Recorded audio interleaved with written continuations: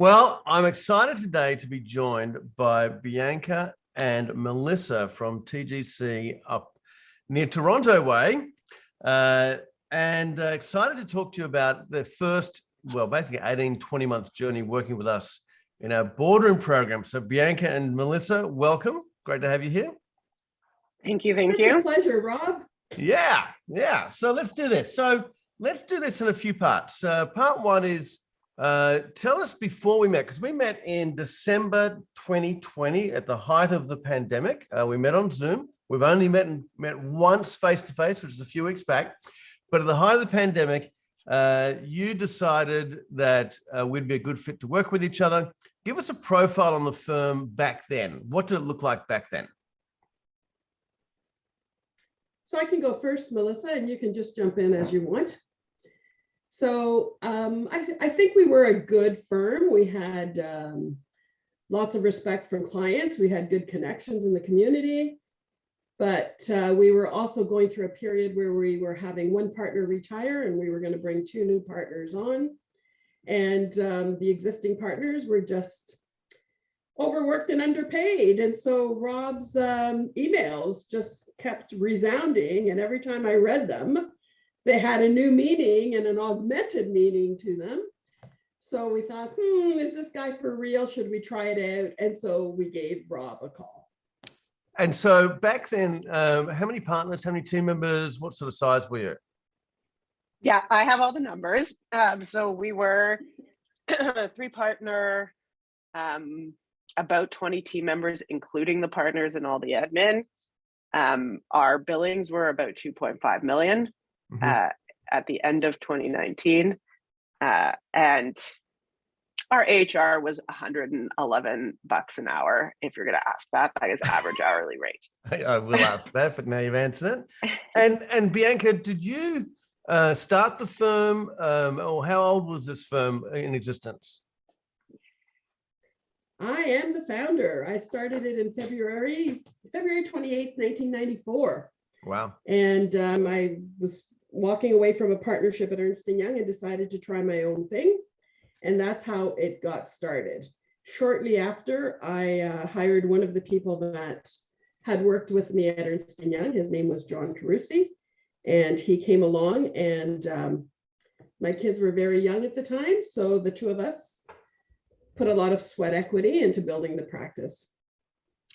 So from 94 to 2019, what was the growth rate, say the previous 3 years, 16, 17, 18, 19? Was it flat? Was it a slight increase? So 2019 was a good year. 2019 was the year when things started to move. So we were able to do things a little bit more efficiently and a little bit better than we had. You know, when you start a firm from scratch, there's lots of things that one does not know and that one experiments with and then lands on different stones to keep walking. And Melissa was made a partner now 5 years ago. And since then, we had someone who was very, very intelligent and very able to understand the firm, had worked within the firm for many years, and by osmosis knew a lot about our firm, who was now able to take time and think about how can we make this better. And so we were painfully going through processes and improving them, largely due to her foresight. The problem was that we were reinventing the wheel each time. So coming to you, Rob, allowed us to be able to implement processes without having to reinvent the wheel, because you did that at one point. They were tried and true. And so we were able to build on knowledge that you had already experimented with and had worked out. So I love it when you compliment me. Rob, I'm just going to add to this that I'm super happy that's on recording, that the firm probably had a 10% growth rate. I was just looking at 16, 17, 18, 10% growth rate per year on the revenue side. The problem is it wasn't translating down on the average hourly rate side. So we were getting more revenue, but we weren't really making a ton more profit, which then just adds stress because it's more work to do for similar amounts of money. Got it. Got it. And with how you operated the firm before we met, what education base were, had you hired, consultants before, coaches before, been to events to see what is best practice? What was your education base to get it to 2.5? And then we'll talk about what we've done the last 18 months. Yeah, so I'm part of a like managing partner group in our local region. So there's 8 firms there that we talk about a lot of operational type things and challenges without the same openness that the Nixon network has, because we're competitors, so we don't give exact numbers. Sure. But that's so there's that.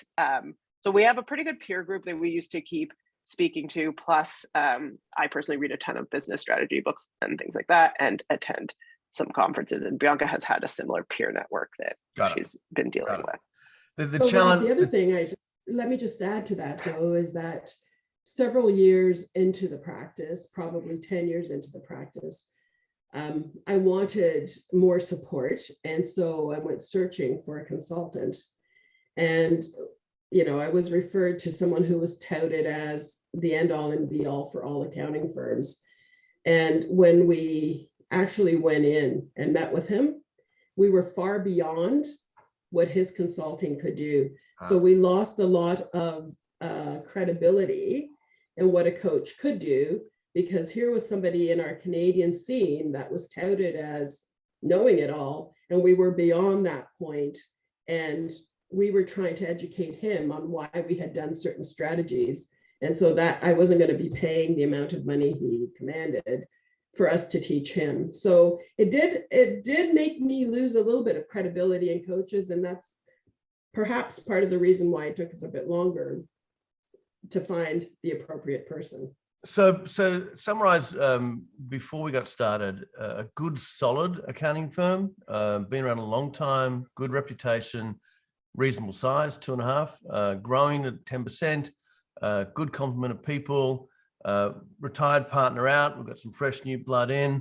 What was so this is a good solid business to start with by the sound of it, right? And just on the profile of the firm, niche market or general market, are you weighted towards personal income tax returns or mainly business? What's the sort of client base look like? No niche market.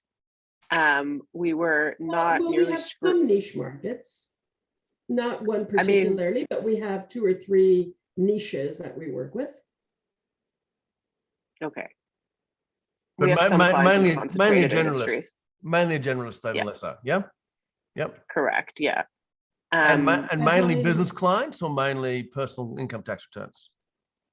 More business clients. Our compliance practice is probably $1 million of the 2.5 million that we had. However, we had the door wide open on personal tax returns. So we did have a bunch of those in our practice. Got it. Okay, cool. So what was also lots of tax consulting, Rob? Tax consulting as well. Awesome. What was the decision point? You've come to a point where you wanted to do something different. You had an experience previously, which didn't work out so well. You've had your peer group, Melissa, and yours as well, Bianca, which, due to closeness of proximity, you're not open enough, so you don't get great benefit. What was the thing to say, right, we need to do something different? What was that turning point? Melissa. There's 2 pieces to this turning point. Your videos that kept going to Bianca. There's one that was she was like, "Oh, this looks good." Sent it to me, and both of us over a glass of wine were like, "If these guys can do it, we can definitely do it." And so we're like, "Let's give that a go." And also, the pandemic forced a lot of reflection, and change brings opportunity. And we're like, this is stupid that we're just working so hard with this. Your video came at the right time, and we're like, every crisis can bring an opportunity. And so what's the worst we can do? We're going to lose some money here. So let's give it a go. And you know what, Melissa, with this video, someone else is going to say the same about you. If they can do it, I can do it. Exactly. If those fools from Canada can do this, they can definitely do it too. So, Well, got the it. thing All right. is, So, Rob, that the thing is, if you don't try change, it's always status quo. So status quo was no longer acceptable. Too many hours and not enough time to do the work that was valuable for the partners and senior leadership to do, because you got stuck in the weeds. got And it. so it's really okay. So we've tried all these things, but do we really need to exert this much energy to get to a point where we can do better, because we have great potential within us? And so your unbelievable statements to me at that time actually challenged me to prove you wrong. Oh. And that's what one of the real impetuses for me. Well, let's get to what happened then. So fast forward to now, which we are, I think 19 or 20 months since we got started. What does the firm look like now in size, shape, revenue, changes? And then we'll get into some specifics about what you've done tactically to make the changes. So what does it look like now, Melissa? Yeah, so we are headcount wise more in the 25, 26 range. So have added some people. Our revenue at the end of December was over 3.8 million. And we keep having, the best month over month pretty much every month, which has been good.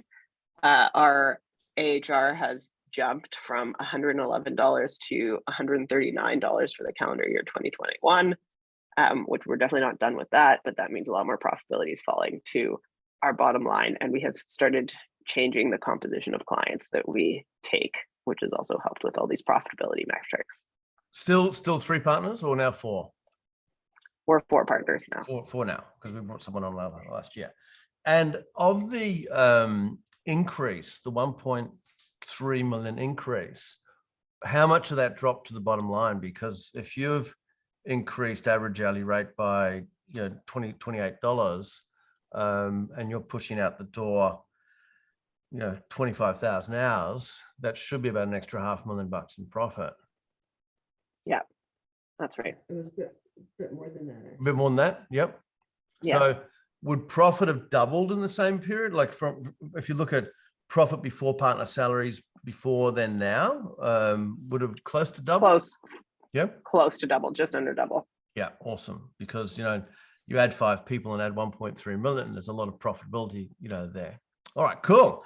Actually, the funny part is most of those people are actually not fee producers that we added. But anyways, we'll get into that, because I want to see what people you've added, where they're located, what sort of changes, wholesale changes we've made. What about what is the vibe of the firm like now? The culture, the vibe, the feelings in the firm. Bianca. So I was going to say that in addition to the numbers changing, there's been a definite uptake on what we do, why we do it, and who we do it with. And what I mean by that is definitely at the leadership level, there's a definite cognizance of we're not islands. We can share this information. So we have partner chats when there's a new client. What should we bill? Let's talk about it, as opposed to I have to decide on the quote for my client. Melissa would decide on the quote for her client, and never the twain shall meet. Now it's kind of, hey, I'm not sure. This is the situation here. What would you bill? What would you quote? And so there's energy among the senior leadership in a sense that we're all in it together. There's quite a bit of that amongst the whole team. I'm not sure the team is quite with where we are, because there's been a lot of changes, and people need time to get used to change. So they're coming along. I think as senior leadership, we kind of see that vision more brightly than perhaps the rest of the team.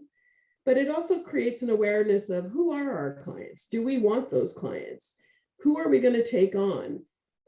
This personal tax season, we made a conscious effort not to accept new personal tax returns unless there was a overriding, overreaching, I have to take this client on situation. So we've begun the process of who do we want to work with and who do we deserve to work with? Do you want to add a bit more to that, Melissa?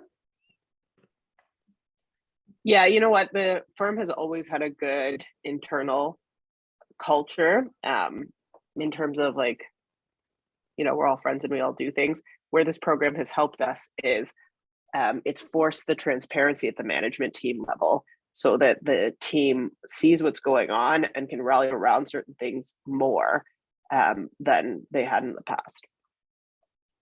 So it sounds like the energy of the firm has changed. The attitude has changed from let's take on all clients to now let's be specific who we bring on. And that'll flow through right through to the whole culture of the firm. What about at the partner level? How, because you're still working hard, but how have your lives changed in this short space of time? Yeah, so so other than making more money, which I love, the awareness of what we're doing, it's like going back to an ex-boyfriend. At least you know like it's bad, but and we're trying to stop doing it. So like who else can do that for me rather than me is a constant thing we're saying all the time. The partner group has implemented the pricing council you told us about, so we're all quoting the same way, and we're constantly looking for how do we free up our time so we can keep building our business rather than how do we keep like working this firm to keep making money. I mean, the other thing there is that we often ask ourselves, by doing this action, how is it helping us as partners and as leadership? Because if it's not helping us, why are we doing it? Which we never thought that way before. Yeah, previously it was all about, you know, let's just knee-jerk a client thing and just get busy all the time rather than let's be a little bit selfish and realize it's your business, no one else's business. And, you know, you're the ones taking all the risk here. Mm-hmm. Yeah. All right, let's get to specifics. Awesome result. Great. And we're just getting started, like, because typically we work with a firm 3 to 4 years. You've done a lot of foundation work the last 12, 18 months. What are some of the highlight strategies you've implemented? And let's start with the people. Melissa, you mentioned a lot of the people you've added haven't been fee earning people, have been more administrative. Talk about the people changes first, and then we're going to do some workflow and some pricing things. Yeah, so the people changes and like workflow are pretty tied together. I think it's super naive to go into a period of change and think that everybody's going to make it. So there were a couple of people that didn't get on the bus or couldn't get on the bus, and so that's okay, because we got really committed to the vision that we were looking for here. So we added administrators in the form of client excellence coordinators to support workflow, because workflow was something we really went to. We changed the mindset of like, let's take all the crap away from the professional team so they can just do their job, and we'll let the administrative team run that. So, you know, we did have to add a few extra fee producers because of volume, but we tried to take away, it wasn't proportional to the amount of revenue that we added. So how many, so this role of client excellence coordinator, I invented a long time ago, and it's morphed over the years, but essentially it's, you know, looking at what an accountant does every day, and they typically spend up to 2, sometimes 3 hours per day per person doing the administrative tasks associated with the accounting work. So we hire these individuals called client excellence coordinators to take the work away. How many from them and free them up? How many did you hire, Melissa, or reposition? So we have 4. We have 1 per each of the partners' workflow. Okay. We had an administrative team of 3 before, and now we have an administrative team of 6. Got it. Cool. So 4. What did you do workflow wise to change to be more efficient, to get more capacity? Oh, we dug deep into your methodology of the 25 steps of workflow, or however many you have there. We took them back and put them into our workflow process, but used that as the foundation. Used Wendy as our therapist along the way. to try and sort out how that all works. But we basically ripped apart our workflow and started modeling it on your recommendation. So for example, scoping meetings were things we did not do previously. We do them now and they've been very fruitful. We actually do the 15 minutes a day with the whole team so that we can sort of say, where are we? Are we stuck? Are we not? It connects us, especially in this remote world that we're working in. And it allows us to hear what's going on and catch certain areas that need help sooner than we otherwise would have had we not had those meetings. So I think we're looking at stats more so. How many year ends do we have for this month? How many got done? How many are in process? How many we can't do because the client's being a bit of an idiot. So, so we take a look at different things to see what's going on, and it's shared with the entire team so that everyone can give input to why things are happening the way they are or not. How open have you been with the team on, you mentioned transparency before amongst the leadership team. What about the rest of the team, whether it be numbers, whether it be behaviors, changes? How transparent have you been and what have you done to bring the team along? We've pretty much released all the information except for total revenue and partner remuneration right now. And so like we have KPIs that we monthly share with everybody, including like average hourly rate targets, which are linked to profit sharing plans and things like that. And the profit share plan, broadly unpack how that works. So we have two components to a bonus. One of them is profit share, and the profit share, we basically say, if we reach over 150 AHR for the last 2 months, then you're going to get a percentage of your base pay as a profit sharing bonus. And the higher we get up over that AHR, the higher the percentage of the base pay they get. I love the focus just on one number, one simple number that everyone can monitor. Yeah. Cool. What else have you done? What are some other key strategies you've put in place because you just don't add $1.3 million worth of revenue in 12 months flat, right? So how did you do that piece? So I can start off there a little bit, Melissa. I think we became price conscious in terms of what are we worth and are we billing what we're worth? And scope creep was a big part of that.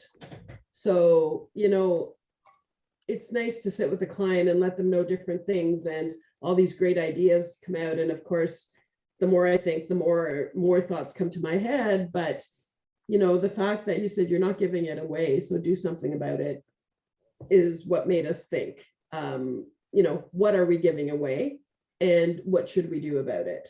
So definitely scope creep helped us, and just being aware of, let's get this project done and then we'll move on to a different project. Certainly helped do that. The other thought of setting at the time quarterly objectives and quarterly goals certainly helped us, because we as a leadership team again would meet twice a week, come hell or high water, to try and get to the goal, so that we set time aside so that we weren't easily pushing that off and saying, oh, I've got all these deadlines to do, but we committed to 2 meetings a week so that we could talk about how to move forward. Yeah. Melissa? So scope creep elimination was huge for us. We packaged up additional services at good margins based on the constant coaxing of the group of what those services were worth. We sold off a book of business that was not producing us any profit, that we were losing money on. And we have now annually scrutinized our client list for what's not performing well. We get rid of the ones that aren't performing well, or we action what needs to change for them to perform well going forward. So you sold off a book of business. What size was that in revenue? 350,000 roughly. So really you've added 1.65 in revenue. Yeah, because you've got rid of that, plus you've added. Yeah, cool. Yeah. Okay, let's talk about pricing. You know, pricing is often the fastest way to profitability, but there's also a lot of deep-seated fears within the partner group about how much we should charge. So give me a sense of, just in a ballpark, what for like work, what would be the difference in pricing, like across the board, suite price, or did you just, it's about this much extra? And then the follow-up question is feedback from clients on that. So we got because our firm has a long history, and like, because we're freaking capable at what we do, we don't like need the new business. We want the new business, the ones that we're looking to take. So we got pretty good at, so for example, our compliance work started, the average was 2,500 3 years ago.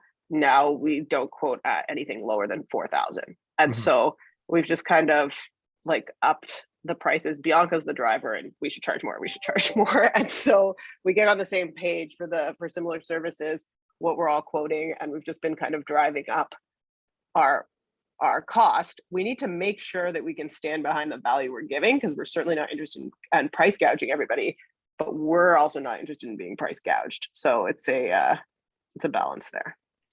And feedback Well, from I think clients? part of the problem. Sorry, Rob. We haven't got a ton of no's yet. Yeah. So we keep going.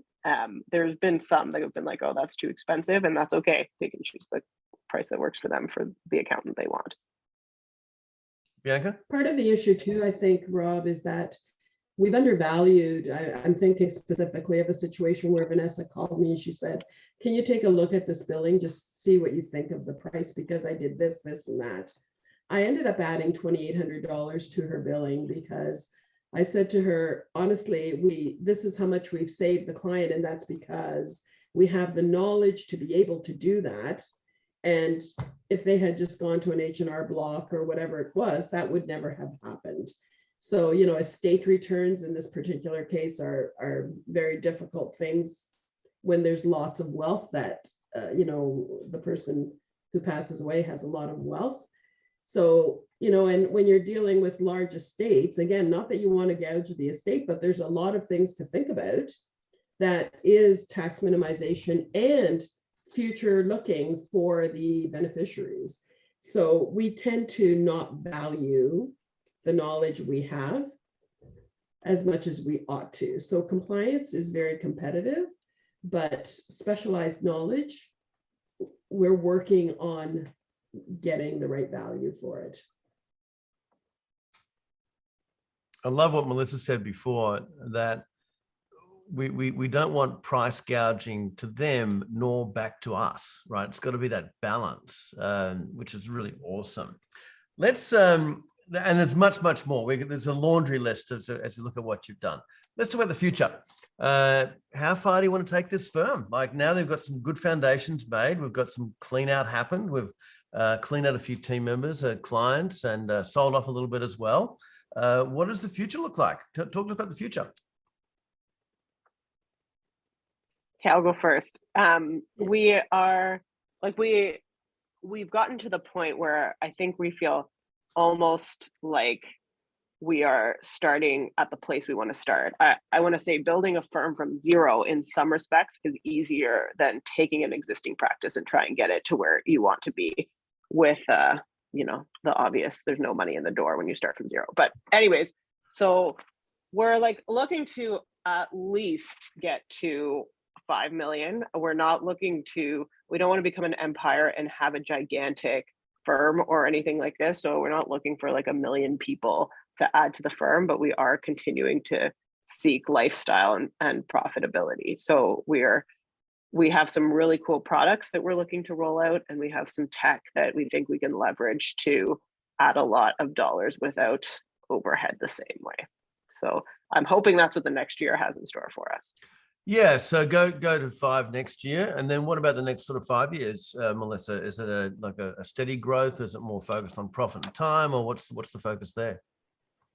Focus is lifestyle, I think. Once we get to the $1 million each that we're looking for, I don't need to make that 2 million. I have 2 little boys, and I want to hang out with them and have some fun. So we're looking to reach the right mix of profitability and lifestyle. Yeah, cool. Bianca, your And I thoughts on the think future? Yeah, I mean, I certainly have, I definitely have a commitment to excellence. I want to do good work because that's our hallmark. And so I think that is a staple. Having said that, I want to value that excellence, where in the past we've been too busy building and not been able to give it a fair shake. Yeah, I mean, money isn't everything, but it's really nice to be able to, not think twice on some toys that one might want.